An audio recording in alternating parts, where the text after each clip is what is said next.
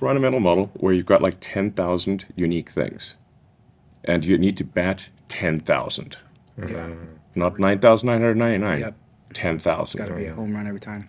Yes, and whoever is the least lucky, and I emphasize like unlucky, like it could be like a train derailed, or there was a blizzard, there was a there was wildfires, the utility shut down, there was, you name it, revolutions, there was a border shut down for some random reason. Drug gang shootout. We had that one time. Oh my goodness. Yeah, really? A truck got impounded by VA. Because it was like near the shootout. Oh wow. We had shut down. Oh wow. That happened several years ago. It shut down Model S production for 3 days.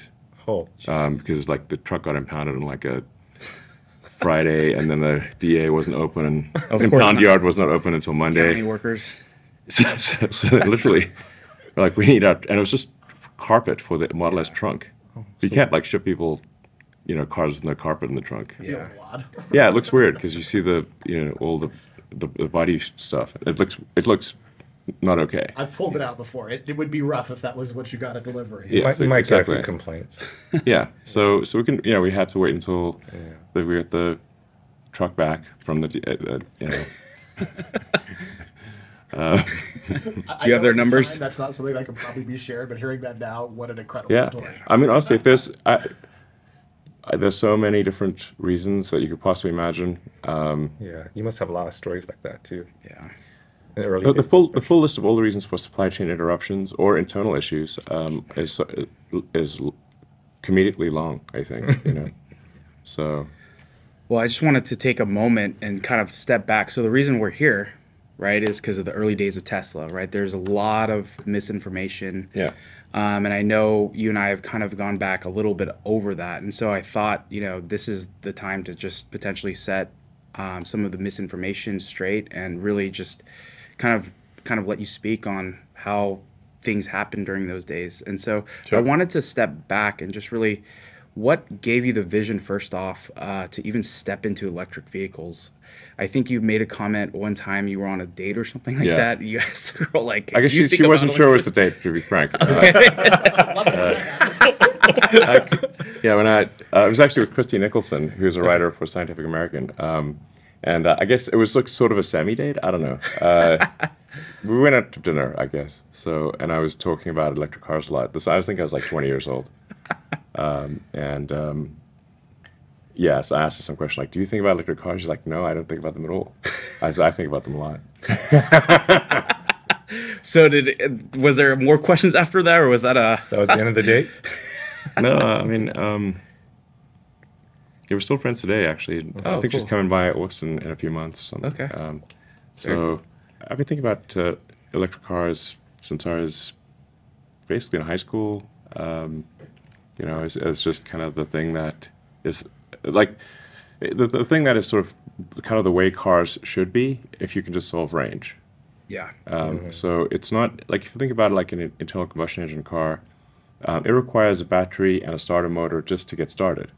So it requires an electric motor and a battery just to get started. Yeah. And then there's this incredible kind of Rube Goldberg contraption that all has to work in order for you to get motion. And then most of what you're producing with the fuel is heat. So you've got to get rid of the heat. Yep. And then you've got to process the toxic gases. And there's a limit to how well you can process the toxic gases. So it's sort of an odd thing, the internal combustion car. And people will look back on the internal combustion car era as a strange time. Yeah. Quaint. Quaint, yeah. Quaint. And quaint and just weird, basically. So, it's sort of, we look back on the external combustion era of steam engines as quaint. With this big steam engine chuffing and shoveling the coal and stuff. And you're like, well, you wouldn't really get around like that today. Unless, it's sort of like more of a niche thing in a, some amusement park or, trip down memory lane situation. But like, it would be like weird if you're like shoveling coal into today's world. Yeah, shoveling coal into an external combustion steam engine to get around. I mean, it would be like, well, that's pretty weird. And that's how the future will view internal combustion, the same way external combustion is viewed today. Yeah. So the issue really, the only thing holding electric cars back was range, and the fundamentals of energy density mean that if you have a lead acid based battery-based car, your range is optimistically going to it's going to be like maybe 70 miles, 80 miles if you really are quite good. Then if you go to something like nickel metal hydride, you've got twice the energy density. So that's going to give you, with the same massive pack, somewhere around maybe 160 miles. And then if you go to lithium ion, and there's many varieties of lithium ion. Lithium ion is an incredibly broad description. But without having to go to a super advanced lithium ion, you can get to a 300-mile range pack. With the same weight. So you're going to get roughly four times the energy density of lead acid, 5 if you go to advanced lithium ion. And as you go to more advanced lithium ions, more refinement, the cost goes up to further refinement. Is that correct? Yeah. So the difficulty of getting to as you get to a high energy density lithium ion, you need to change the anode to silicon. So you get a dramatic increase in energy density as you switch the anode to silicon. But the problem with silicon is that it expands and contracts a lot during charge and discharge. So, and in that expansion and contraction, it wants to kind of crumble, and so like mud cracks essentially, is one way to think about it. Yeah. So the problem with a pure silicon anode is that it's very difficult to have it stay together when you charge and discharge it. So then one of the things you can do is to add silicon to the carbon in the typical anode. So a carbon just has only very minor expansion and contraction. So it's easy to maintain a carbon anode and have its structure be robust across many charge cycles. And then you can throw a little bit of silicon in there, and the silicon can kind of expand and contract inside the carbon matrix. But as you start adding more silicon, it gets harder and harder to maintain the structure of the anode. Yeah. Yes. So our highest energy density cells will use I don't know, like 90% carbon, maybe 10% silicon or something like that. Okay, so it's a small percentage. It's a small percentage, and the silicon you will have a bit more early life degradation in range with silicon. So it does get harder.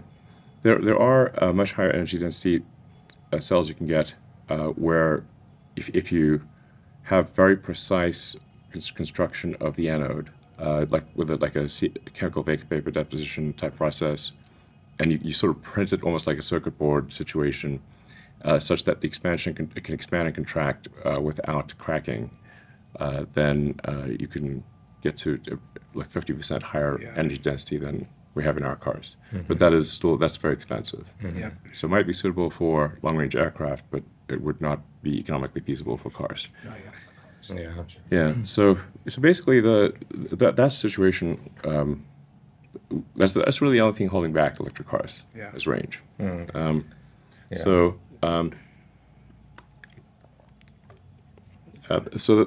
what I was going to be studying at Stanford for grad studies there was I'd be primarily in the material science group.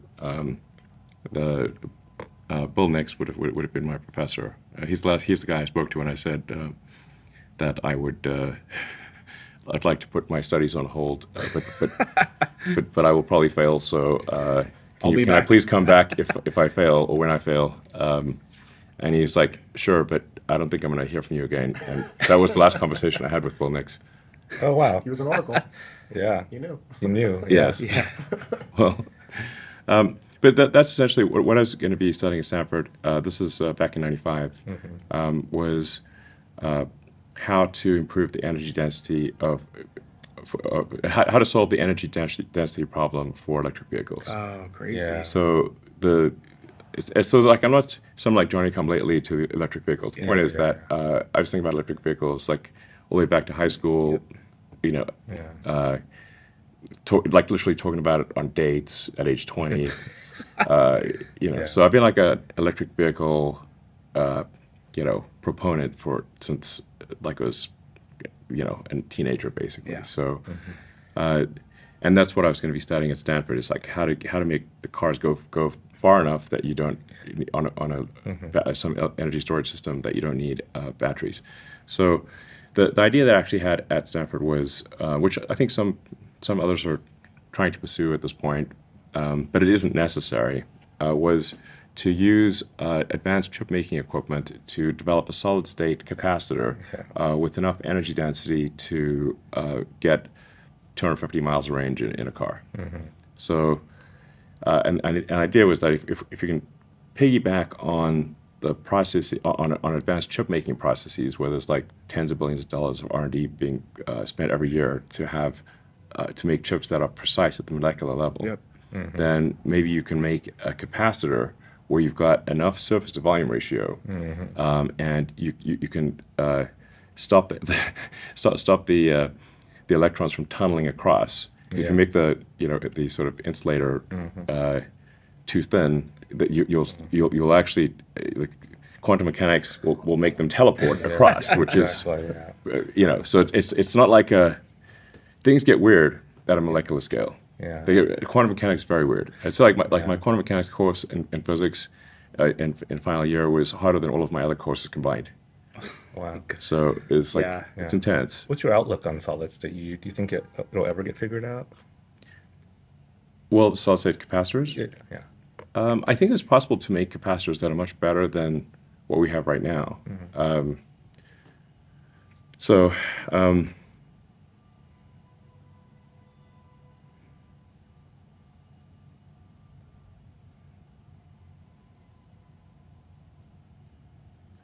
And actually, I don't want to use the word graphene because it's used in bullshit context so often. But graphene may be an interesting, present an interesting avenue into creating a high energy density capacitor.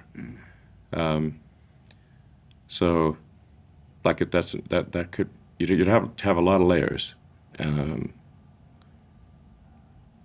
what you need is like something that is extremely resistant to electrons jumping the gap. So you need a great conductor, but also like effectively something that will basically drop the probability of an electron jumping the insulator to a low number. It will still, it's not going to be zero, but it needs to be a low number. Otherwise, your leakage current is going to be too high. Let's just start with small problems like teleporting electrons. When electrons are doing like so, the world is crazy at a molecular scale. The world is just like you cannot apply your normal intuition. So I think it gets super weird. Spooky at a distance is what I've heard it called very, very well. It's incredibly predictable from a probability standpoint. The quantum mechanics has unbelievable predictability. You just have to believe what it tells you, even though what it tells you doesn't seem to make sense at a macro scale. But anyway, I think there's an opportunity out there to have a very high energy density capacitor. But that was the idea that's the idea that I had back then. But that's not to say that idea would have succeeded. The thing I could have found out after several years was I could have added some knowledge, like some leaves to the tree of knowledge, only to and get the PhD, but actually not practical. After all that, we learned something and learned that this branch ended here. Maybe. Yeah. So like one of the possible outcomes, a strong possibility would be, you spent all this time. This is not technically something that would work, but it is commercially not feasible and a waste of time. Yeah. And that would suck basically. So I figured that I could always. So that's why I decided in '95 to work on the internet. So like when I was in college, I was trying to think of like what are the things that would most affect the future of humanity. Yeah. So obviously you pursued multiple of those like choices, right? What would you say, like when you first joined Tesla, like everyone thinks that you weren't the founder of, everyone tries to correct you on that. He didn't found it. Like, what did it actually consist of, right? Because I think a lot of people just think that someone else started it, you joined later, and whatever. But obviously, that's not true. So that is not true. The reason people think that is because Eberhard has engaged in a nonstop campaign to try to effectively gain sole credit for Tesla for himself, and he's the worst person I have ever worked with, and that is saying something. Okay, I've worked with some real assholes. Okay, so for somebody to be the worst person I have ever worked with, by far, yeah, that's not easy, is what I'm saying. So the actual origin of Tesla goes to 2003 when I had lunch with JV in El Segundo, and we got to talking about electric cars, and JV said, hey, have you tried the AC propulsion T0? No. I said, no, but we talked about battery technology and how the lithium ion would finally enable a long range car. I never heard of Eberhard at this point. Never heard of him. So then I got a test drive from AC Propulsion T0, and I was like, wow, okay, this is pretty cool. So at first I was like, well, can you guys just make me a T0? I'll buy one from you. And they didn't want to make another one. So I was like, okay. And I said, you guys should really commercialize the T0, because the T0 had all the properties that we later had in the Roadster. It's sort of like 250-mile range, 0 to 60 under 4 seconds, or roughly 4 seconds. And it was a two-door, well, it didn't have doors, admittedly, the T0. But it looks, you can see a resemblance between the T0 and the Roadster. It's basically a small electric sports car. And so I was trying to convince the guys there to like commercialize the T0. It's like, hey, the world needs to see that it's possible to have a viable electric car. And at the time, I was obviously very much, working crazy hours at SpaceX trying to get a rocket to orbit, and we'd not yet reached orbit. So we'd not reached orbit until 2008 for SpaceX. So anyway, so then I kept hounding AC Propulsion to commercialize the T0. And then weirdly, they wanted to not do the T0, but do an electric Toyota Scion. Like, truth is stranger than fiction. So I'm like, guys, with hamsters dancing too.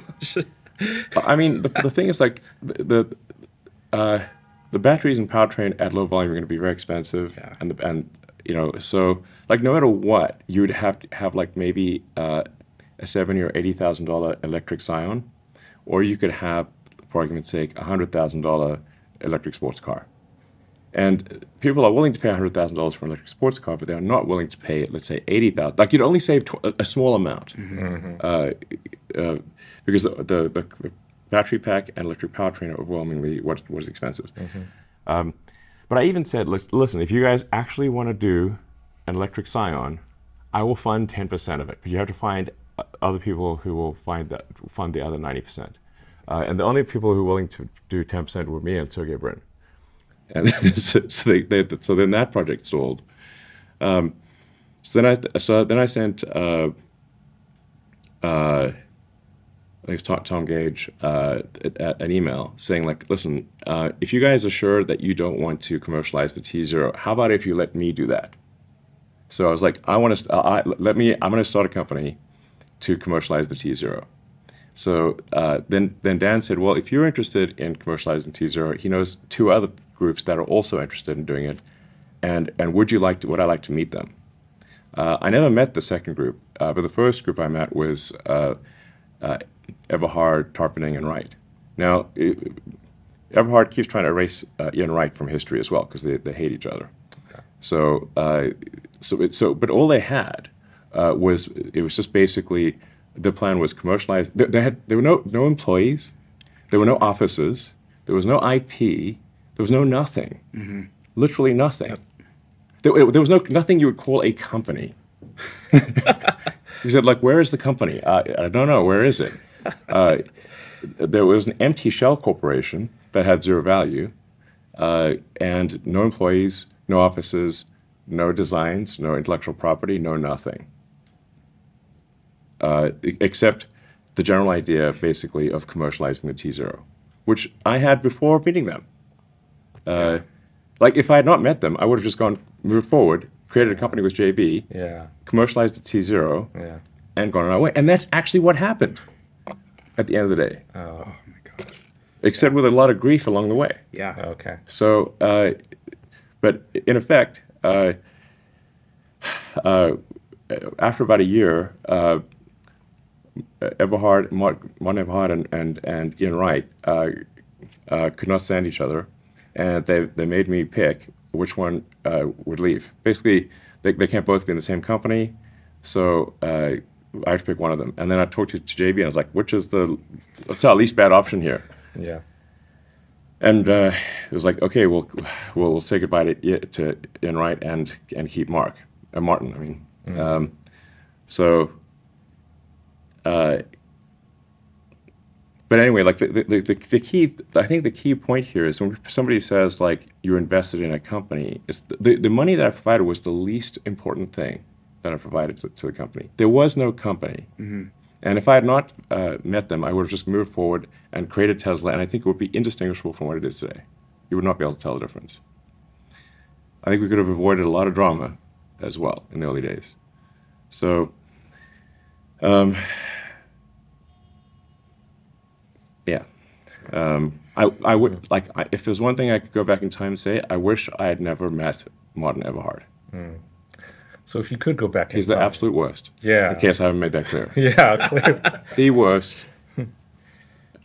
The worst. May I ask? Don't ever, like, yes. May I ask? I know Kelvin. Someone who claims credit for things he didn't do and is obnoxious about it. Yeah, so clearly if you had a time machine, you can go back in time and not work with him. Yes, and fantastic. Yeah, exactly. That would have, of course, saved a tremendous amount of anguish. Yeah, and then just partner up with JB. The name Tesla and the logo means so much to so many of the fans of the cars. So help us understand who came up with the name Tesla and what were some of the alternatives, and would Tesla be called Tesla had you and JB broke out together and not met Martin? So the Tesla Motors, which is what it was called at the time, was the trademark was actually held by a guy I think who lived around Sacramento or something, and the trademark Tesla Motors was like I said, owned by someone not us. So in the beginning it actually seemed like we would not be able to use. So you said, like, who came up with the Tesla Motors? The guy that we bought the trademark from, that guy. Not only did he come up with it, he trademarked it. Oh. Okay, so and we could not. He would not respond to anyone, any contact. So then finally, I sent Mark Topping, who is although he's Martin's best friend, is still a super nice guy, and. So I sent Mark Topping to sit on the guy's doorstep and not leave until we got the Tesla Motors trademark. So that's who came up with that. I forget his name, but it's in the trademark. You can look up the trademark history. That's who came up with Tesla Motors. That guy. But you liked the name so much that you insisted that you sent Mark to sit on his doorstep, right? So yeah. And I think we paid $75,000 for the trademark, which was a lot at that time. Yeah, sure. So, and I think it's also maybe important to emphasize, like, Martin Eberhard is quite a bit older than me and had successful startups before me and had a lot of money. He was just unwilling to risk it. He was not poor. He had a $10 million house in Woodside. Okay. He was just unwilling to risk his own money. I was not. I was willing to risk my own money. And in the end, I risked it all. So it's just important to emphasize this is not like some poor inventor who gets crushed by big capitalist, which is the archetype that he tries to portray. He could have matched my investment if he wanted to. He just didn't want to. at what point, through that, right, did you start to see the red flags, right? So you join with him, he's on board. Where's like? I convinced JB to join. So the ultimate path that I wish we had gone on was just if AC Repulsion hadn't mentioned that there were two other teams interested in commercializing the T0, then I would have just moved forward with JB, commercialized the T0 with a hell of a lot less drama. That's the path that I wish had occurred. The moral error that I made here is that I wanted to have my cake and eat it too. So I was like, okay, I need to do SpaceX, but I also really want to do an electric car company. How can I have my cake and eat it too? Yeah. So it's like, okay, if I have someone else run the car company and I will just be responsible for the overall sort of technology and design, like the product side of things. Like the thing that I enjoy doing is the product side of things, not being the boss. I don't like being the boss at all, but I like engineering and design problems. Mm-hmm. So So I thought, okay, I'll just work on the stuff that I like doing, which is product design, and then someone else can be CEO and deal with all the chores of being a CEO. This unfortunately did not work. No, because you had a CEO in place, it didn't work out. Well, no, yeah.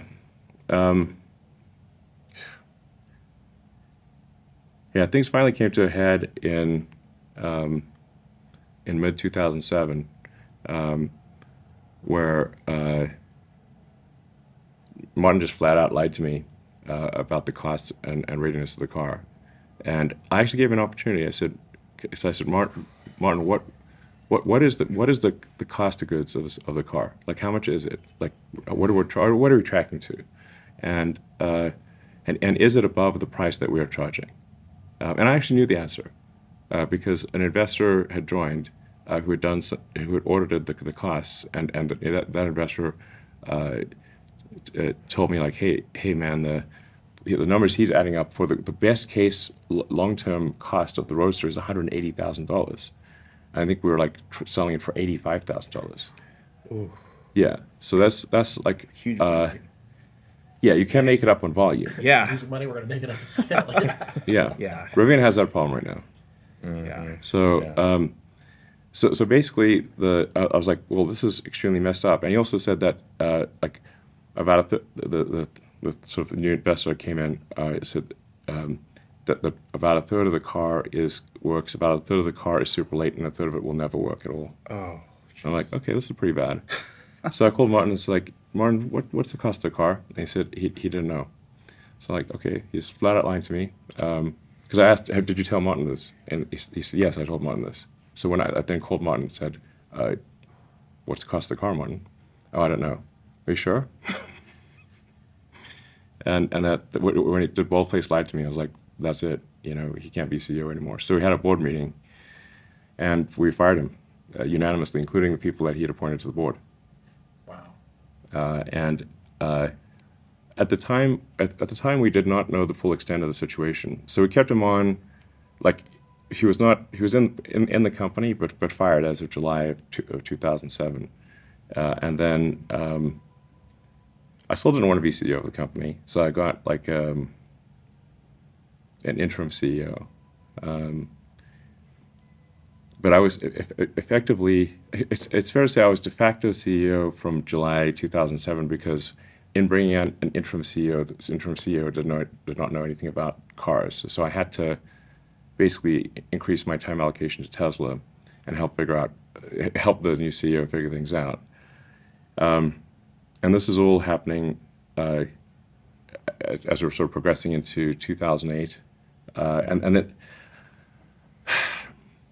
I mean, I so badly didn't want to be CEO. Like to be clear, I could have been CEO from day one. It's not like I was like,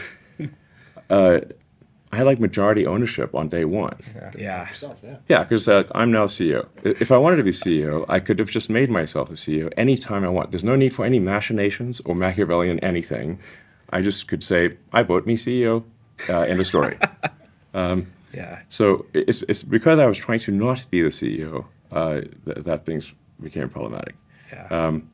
So we had an interim CEO for a few months, and then we did a CEO search in 2007, and the only person who was willing to say yes was Zev Drory. I don't know if you guys remember anything about Zev Drory. All right. So Zev is I like Zev actually. Let's just say like he is fearless. So the only person who would agree to be CEO of Tesla was a guy who spent 3 years in the Israeli paratroopers and was afraid of nothing. So Zev joined as CEO, but he, from a personality standpoint, his personality did not mesh well with the rest of the team. So after about 6 months of Zev being CEO and me being de facto co-CEO, because again he didn't know anything about electric cars really. He was a technology guy from the chip industry. The team kind of had a revolt. Basically, they said, "Look, if Zev is going to continue to be the CEO, we're all going to leave." Wow. So they were like, I was like, okay. Then I was like, can you guys at least hang on for us to complete a financing round? So, because this is mid 2008, like July 2008, I was like, we just need to complete a financing round. Can you just, tough it out through then? And they're like, okay, we'll tough it out for a few more months. And then we tried raising money in basically summer of 2008, and we got term sheets, but the market started falling off a cliff around September of 2008. So the term sheets never turned into actual agreements to invest. And then a bunch of the investors who were thinking about investing in Tesla themselves went bankrupt. So it's not like, they're holding out on us. They themselves were just trying to figure out how not to go bankrupt. You had Lehman Brothers and Bear Stearns, bite the dust. And a bunch of the major banks would have bitten the dust too if there was not government intervention. So anyway, and Goldman was leading the round. So it became clear around September of 2008 that no round was going to happen. The markets were plunging. And then I told Zev, like, Zev, I'm going to have to put in everything I've got, all the money I've got left. So that means I have to be CEO. I've got to, putting all my chips on the table. And Zev said, he totally understands. So then I was like, okay. So like technically I was CEO from like mid 2007. You say like, officially CEO in like late 2008. Man, that was a lot of drama. That was a nightmare year. So, like partway through that year, SpaceX had failed its third launch. And I only ever thought we had enough money for 3 launches. So we were like 0 for 3 launches with SpaceX. My marriage had fallen apart, so I'm getting divorced. The Tesla financing round is falling apart, and we're nowhere near production. And we have the Great Recession. Party on. Yeah. Good times. Yeah, doesn't get worse than that. Perfect storm, man. Yeah, extremely brutal, to say the least. The lowest of the lows. So then, that was pure hell.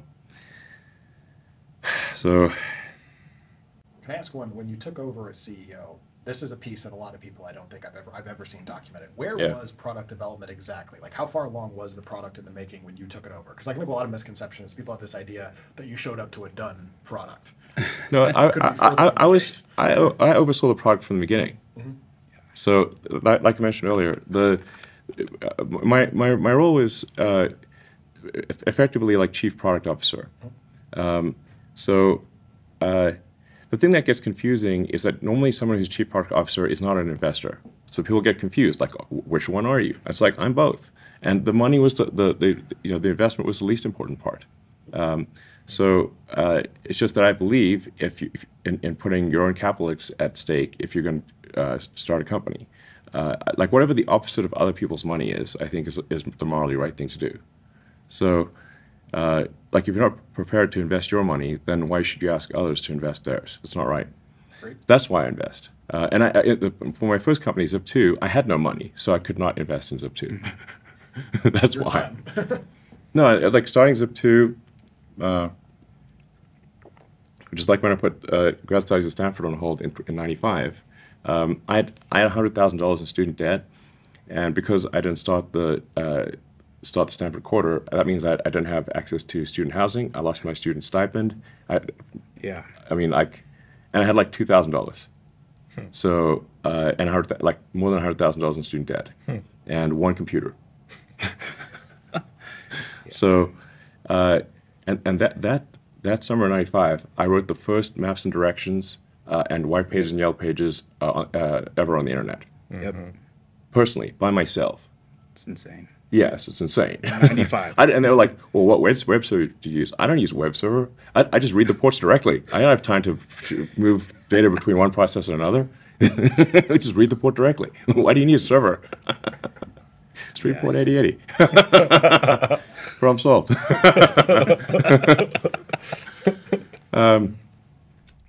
Anyway, but I didn't have any money. So when my brother came down, he had like $5,000. So that was like a gigantic improvement. Back in the Zip2 days, we found like a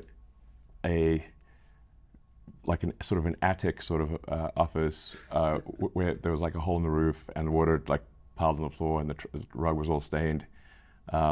But I figure it doesn't rain that often in California, so we got like a discount rug from the nearby rug store, and then got like 2 futons, and then we just like sleep in the office and then remake it so it looked official during the day. And at one point, we still only had one computer, so like the website wouldn't work at night because I was coding at night, and the web server would run during the day.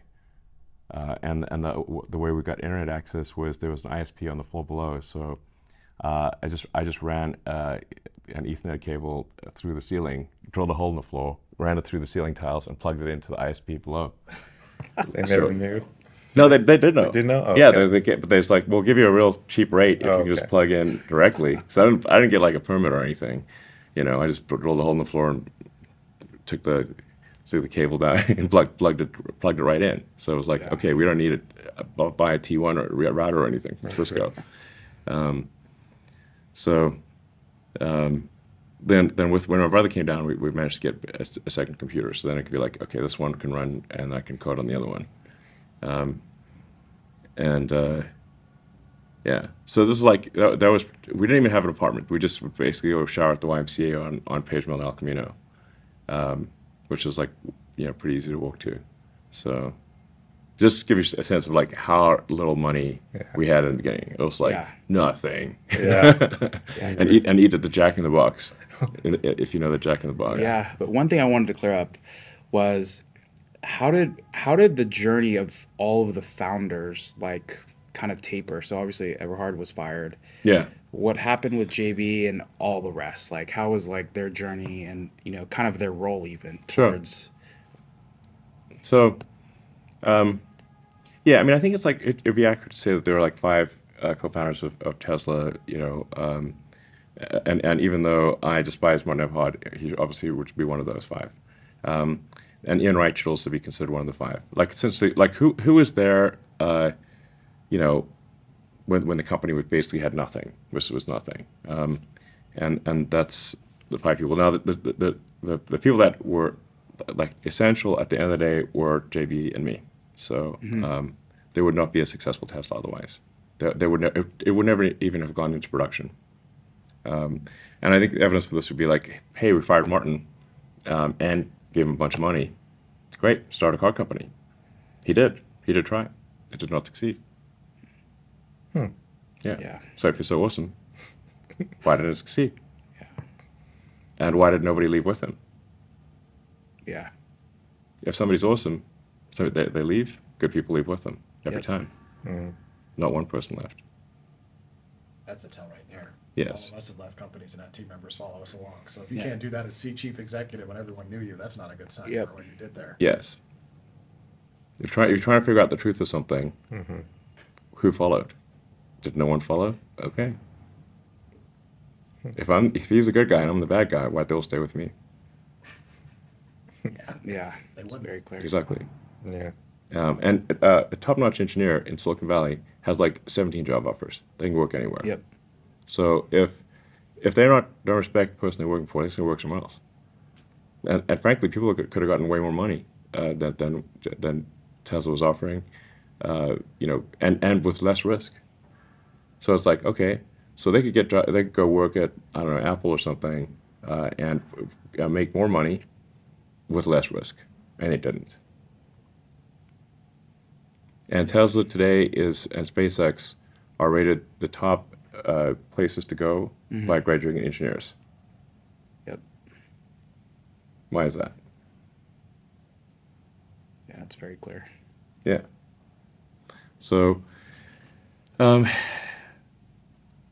yeah. So, like, just to be crisp about the timeline, the company and the people that deserve credit for the concept of an electric sports car are AC Propulsion.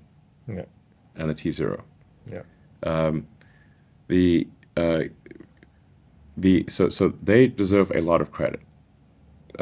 Eberhard also will never mention them. So this is also a bad sign. It's like it's like it came from whole cloth in his mind. I'm like, no. The T0 Yeah. from AC Propulsion. Tom Gage and Al Ciccone made an electric sports car. Then you took their idea and said, let's commercialize it. Yes, agreed. And independently, I also thought, let's commercialize it. And allegedly, there was some other team that also had the idea, let's commercialize the T0. Because AC Propulsion was not willing to do it themselves. Mm. So,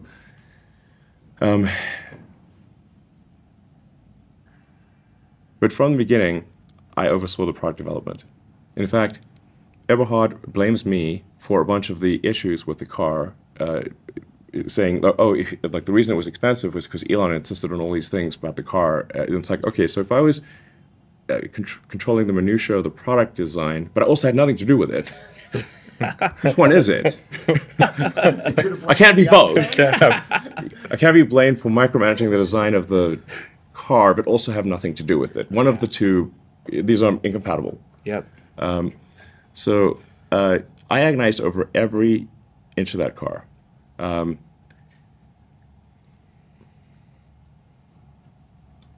I mean, the Pasadena School of Design gave me an honorary degree in because of my work on the Roadster. So that's how much I had to do with it, a lot. Yeah.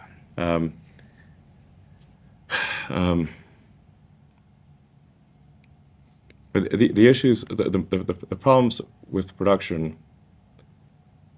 I actually wrote a piece. I don't know if you like it's out there somewhere. Early history of Tesla, like a blog piece. I don't know if you've seen it. It's been a while. I don't think I've seen it. Yeah, you could probably, dredge it up from the Wayback Machine or something like that. Mm-hmm. It's like the early history of Tesla. Because I was trying to explain, like, just in detail how messed up things were. Yeah. So, like the core product design for the car itself was, I think, compelling. But the business decisions around how to make it which Eberhard made were terrible. Among the many decisions that were insane were outsourcing battery production to a barbecue factory in Thailand. Yes. So I'm sure they make great barbecues. They didn't know how to make an advanced lithium-ion battery pack. Oh my goodness. Found a factory though. But hey, it's a factory. Yes.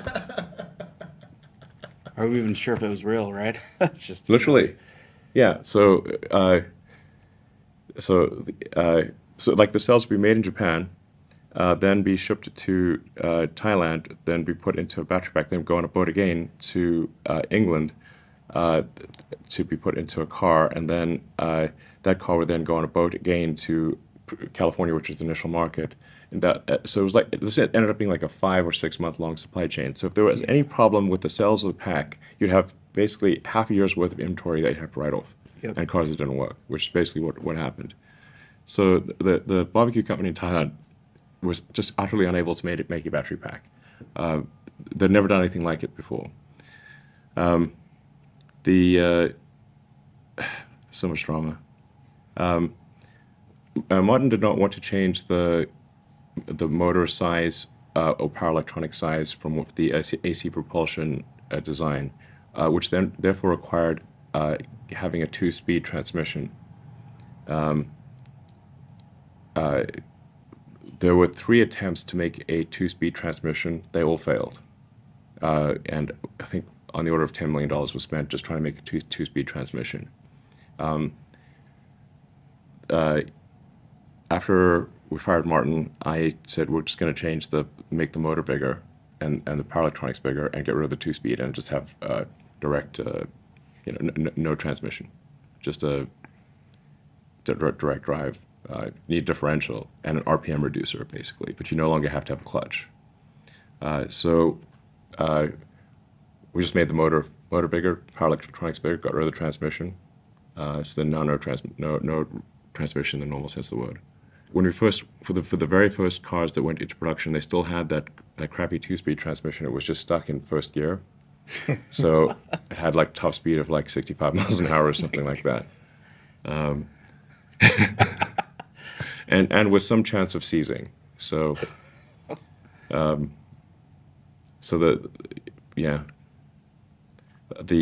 body panels have been outsourced to a company that was completely unable to make carbon fiber body panels, and when I visited Lotus, I asked for their top 10 risks. They said, "Oh, your body panel supplier is going to fail." I'm like, "Excuse me?"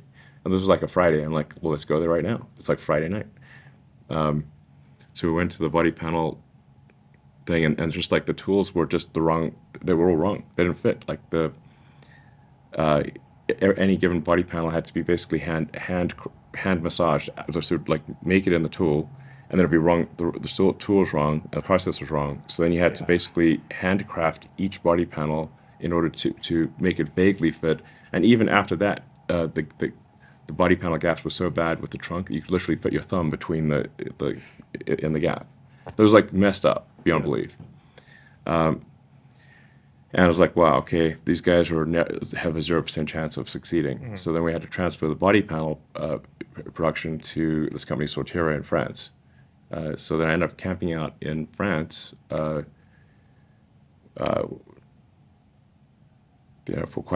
a few months there, just building new tools for the body. We had to retool the whole body.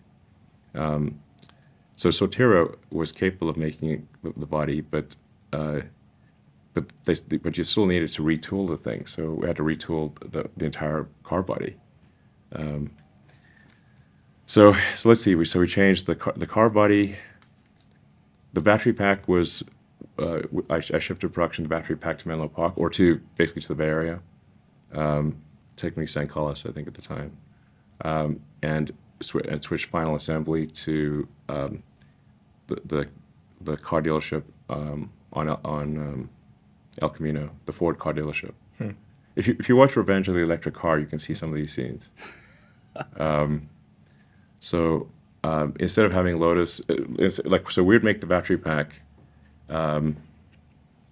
in San Carlos, and then and also make the motor and power electronics. So I insourced production of the battery pack, the motor, and the electronics internal to Tesla, so we could iterate quickly and actually figure out a design that worked. Mm-hmm. So because design has to be safe, reliable, and not cost crazy money, or it doesn't matter. So so car body, motor, power electronics, transmission to a single speed. Almost everything got changed in the car.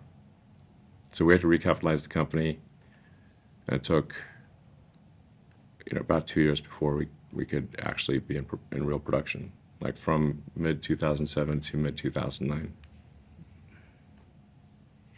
What was the original vision of the Roadster, though? I mean, you obviously had some production issues, but you had an initial vision once you conceived it. I mean, I know, retrospectively, you said that was a mistake to use the Roadster body because there were so many compromises that were. Well, the Elise, what do you mean? Yeah. Yeah. So the Tesla was created with two false assumptions. One false assumption was that you could use the AC propulsion drivetrain technology, and that you could take a Lotus Elise and easily modify that to have an electric powertrain. So essentially, stuff the AC propulsion drivetrain into an Elise, have Lotus do the production, outsource everything. That's, I think Martin thought the peak number of employees would be 35, like literally. Wow. Which this all sounds great, especially coming at it from like a mostly software background of me at the time. I'm like, great, sounds good, you know. Unfortunately, neither of those panned out. The AC propulsion technology was not viable in a production vehicle, and they used for example, analog power electronics. You know, so like depending upon what temperature it was, the car would either work or not work. Or certainly work very differently. So we designed our own digital power electronics, and so the car would be consistent in how it performed. We ended up not using the AC propulsion motor design. We changed the motor design. We ended up not using any AC propulsion technology at all. So in that side of things, and then the problem with the Elise is that once you add a big battery pack to a car, the mass of the car is now like 40% heavier than an Elise. So you invalidate the entire structural design of the Elise. The battery pack wouldn't fit, so we had to stretch the chassis. The mass distribution is completely different. Like I said, all crash tests are invalidated. All the structural design is invalidated. You're essentially redesigning everything, but are still left with the constraints of an Elise, which is that it's a little too small. So that's an issue. You couldn't even use the air conditioning system because air conditioning was belt driven, so we needed an electric air conditioning system. So we couldn't even use that. So in the end, the car was I think the car had maybe 4% or 5% of the parts in common with an Elise. It's nothing. Basically, it was worse than if we'd started from a clean sheet. Yeah. So it's sort of like if you say like you have a particular home in mind, but instead of building that home on a fresh piece of ground, you take somebody else's home And stick what you want in it. and then you knock down everything except one wall and the basement. And so you have the footprint and one wall, and you know, so you have to have like that sort of, and then you try to build your dream home on, but with somebody else's foundation. It's like not a good idea, and more expensive than if you just did a clean sheet. Yep. So that was an issue. Did you ever consider midway through it dropping the body entirely, or was it just the capital sunk in already, too late of an option? What do you mean by dropping the body? I mean, not using the Elise at all. And Yeah, I was like, at one point I told JV, and I said, I think we should not work with Lotus, and we should build this directly. And JV was like, well, you know, we had no clue how to build a car. It's not like we just came out of this from, how do you build a car? No idea, you know, had to learn. So in theory, it's a car company that's been around for like 50 years should have a lot of expertise, more so than someone who's never built a car. So yeah, but because Lotus would have periodic financial difficulties, when they would have financial difficulties, they would then turn the screws on Tesla. So because if you're at Lotus and you have a choice of let's go raise money or let's extract money from Tesla, or they will extract money from Tesla. So they extracted a lot of money from Tesla, and we didn't have any choice. It was not possible to actually we had no optionality. We're stuck. The only way to make the car was with Lotus. So when they increased the price on us, there was nothing we could do. But anyway, after all that, we managed to get the cost of the car down from where it was previously headed of 180,000 to, I think, around 80,000 by roughly mid-2009. But by redesigning and redoing basically the entire supply chain, with very few exceptions. It was like insanely hard to get the cost of the car below the price, and then we increased the price of the car, and I think we had like an average selling price of around maybe 110, 120. So we're able to get to like 25% margins, but with great difficulty, like hellishly difficult. No one can say Teslas aren't appreciating assets. The Roadsters are still going for more than that today. So Yeah. Yeah, I know. Still quite a collection of original Roadsters out there. I was lucky enough to get my hands on 523. Okay. Yeah, beautiful. The electric blue, the one you guys repainted for the owner, because yeah, you told me the story about that. I guess he backed into a parking lot somewhere, and somebody hit him, and you guys repainted it for him. It's beautiful. It's beautiful. Yeah, we had some pretty wild colors in the beginning, because the cars were just being made like one at a time. So it was you could make them be all kinds of interesting colors. We had a pretty vibrant orange color at one point. But like the production was excruciatingly difficult in the beginning. From the first set of tooling, from that company that went bankrupt, that was completely unable to make car bodies, we were able to extract 5 car bodies, and each of those car bodies required extensive hand modification in order to and still looked like trash, basically, with giant body gaps and stuff. But there was only 5, literally 5. Yeah. So the first 5 production Roadsters have the body from the old tooling, and then we were able to transition to the Sortira. It's SOTIRA, French company. Switch to bodies made with their tooling. And they did a great job, actually.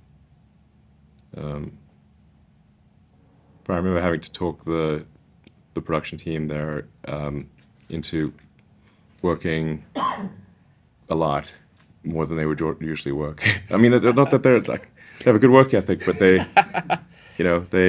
like, I was like, can you guys please not go on vacation, because otherwise our company's going to die. Essentially, was my speech in a nutshell. Yeah. And they were actually like, okay, we'll stay and we'll make the car bodies. They were kind enough to actually postpone their vacations and stuff, and put in some serious hours to make the car bodies for Tesla. That's Sortira. It's really cool. Yeah, it's cool. So, and this guy Tim Watkins deserves a lot of credit as well. Tim Watkins was essential to making that work. JB's role was critical. He made it so that the batteries didn't catch on fire anymore, right? Yeah, JB was like, JB, Andrew Baglino, there were a number of really top-notch people there that solved the problem. I mean, it's not that the batteries wouldn't catch on fire, it's just that if a cell caught on fire, that it would not go into thermal runaway and domino the other cells. So in order for that to happen, we had to have liquid cooling to keep the cell temperatures even. And then you've got a tough problem where you want something to be thermally conductive but electrically isolated. So these things normally go together. If something is thermally conductive, it is electrically conductive as well. Try to find some material to still cool or heat the batteries, the cells, but not create a short. This was quite difficult. and then the early packs for the Roadster were we did not scallop we did not have a wavy cooling tube, so we just had a straight cooling tube, so that there wasn't much contact between the cells and the cooling tube. Anyway, we made it work basically without too much drama, but it required a lot of iteration and making the battery packs ourselves in the Bay Area. The most expensive place to build a car. I feel like a very expensive place to build a car, but actually cheaper than if it's outsourced to a barbecue company in Thailand, because it actually works. So, our initial designs for the pack were extremely wrong, because it also has to be okay, in an accident. So, it can't just, it's going to be robust to an accident as well. So, during any point of those early days, was obviously bankruptcy was kind of almost knocking at the door. Was there bankruptcy actually technically was knocking at the door in 2008, but not before then. Okay. Because I had money from PayPal. It's just when I started running out of money from PayPal and the markets went into a recession, that's when bankruptcy was knocking at the door. So it was more like in 2008. Okay. From 2008 through 2012, bankruptcy was knocking at the door. Okay. Frequently. Just standing out there looking. Hopefully it wasn't a specific person. It's still here. But Bankruptcy's still there. Did it cross your mind at any point to just say, this is a bad idea, I just need to, I don't know, focus on SpaceX or something else during those even 4 years? Yeah, one of the toughest decisions I ever had to make was in 2008. I think I had $40 million left or something from the PayPal sale, and I could have. It's like, okay, I can put it all on SpaceX or all on Tesla, and increase probably either one would survive, or I could split it, and then it's like, but to me the company's like kids, it's like it's not like just a company to me. So it's sort of like if you got 2 kids, how could you really say, okay, we're gonna let one kid starve, So I was like, couldn't bring myself to say I'm gonna, definitely that company's gonna die, or definitely that company's gonna die. So I ended up splitting the money, and gave the $20 million to Tesla and $20 million to SpaceX. But that could have ended up being a super dumb decision, and both companies could have gone bankrupt as a result. So at the time, I was like, man, this would really suck if both companies go bankrupt, because I kind of split the meal, Yep. But then, fortunately, the 4th launch of SpaceX reached orbit. And if that 4th launch had failed, SpaceX would be dead for sure. And then we closed the Tesla financing round on the last hour of the last day that it was possible, which was 6 p.m. December 24th, 2008. Crazy. And the only people who would invest were a subset of the existing investors in Tesla. So, so that was,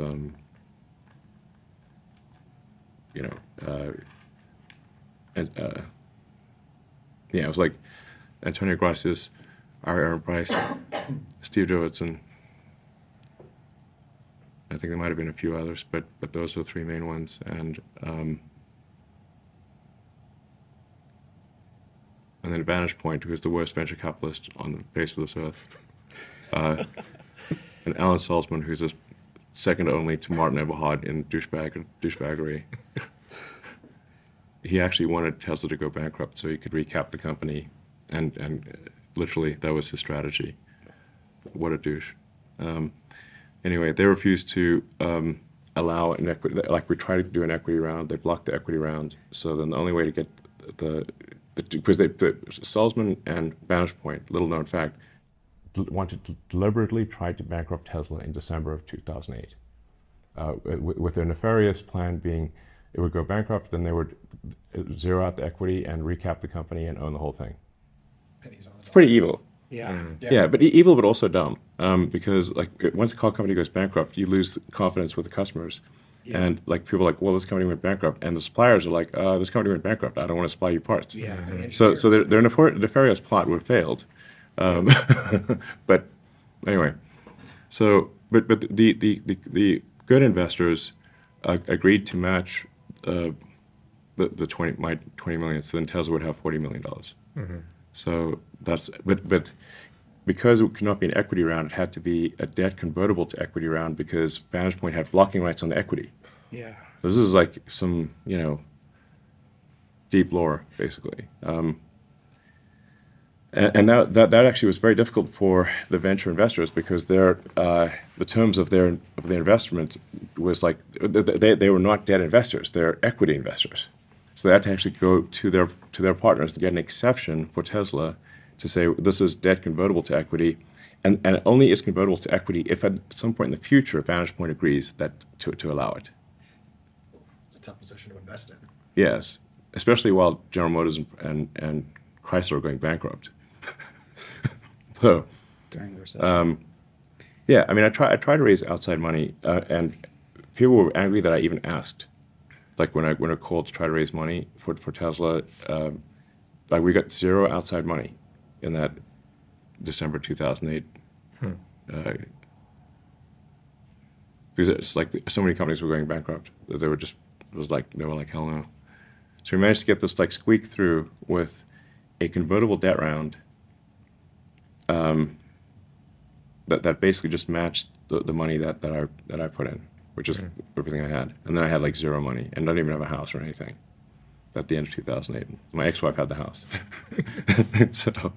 So I had like basically nothing. And then I actually had to borrow money to pay rent and stuff because like literally had like zero. Zero. So and that just got us 6 months basically.